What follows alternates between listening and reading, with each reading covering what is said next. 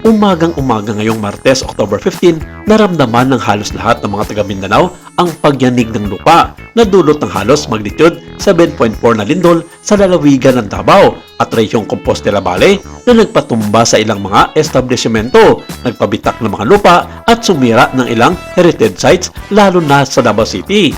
Kitang-kita sa may binaging larawan ng mga netizens sa ninirahan o namamasyal sa mga nabanggit na lugar ang pinsalang naidulot ng napakalakas na pagyugyug ng lupa matapos ang ilang dekada. Habang sinuseryoso ng karamihan ang nangyari, may ilang mga netizens naman na ginawang biro ang sitwasyon tungkol na lamang sa mga lumang video ni Chris Aquino sa isang lugar kung saan makikita rin sa background nito ang mga high-rise building. Sa nasabing video na habang lumilindol, nagawa pa kasi magbiro noon ni Chris na sabay-sabing, naglilindol ba? May lindol ba?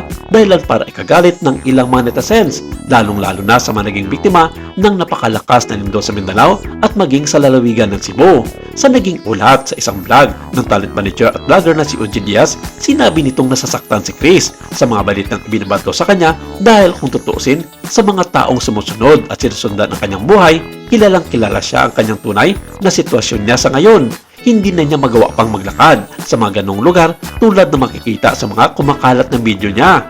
Ito ang ilan sa mga naging komento ng ilang mga netizens matapos lumabas ang nasabing controversial video ni Chris Aquino sa social media.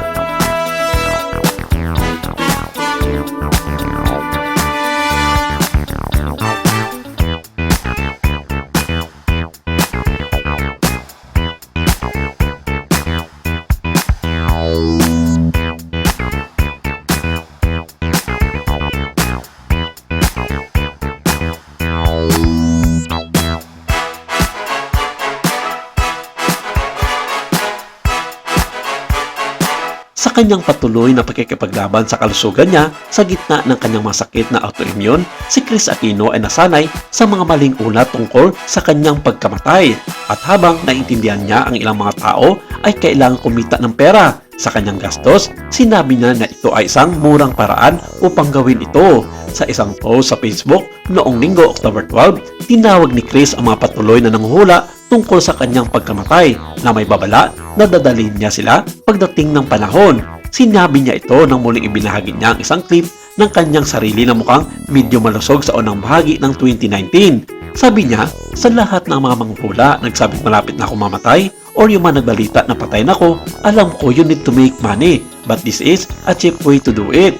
Binalikan din ni Chris ang naging buhay niya noong unang bahagi ng 2019 na sinasabing habang nakakapagbiro siya tungkol sa isang napakalaging lindol, batid pa rin niya ang sakit ng pagkawala ng isang mahal niya sa buhay na tinutukoy ang kanyang mga magulang na sina Senator Benigno Ninoy Aquino na pinatay noong August 21, 1983 at dating Pangulong Corazon Cory Aquino noong August 1, 2009.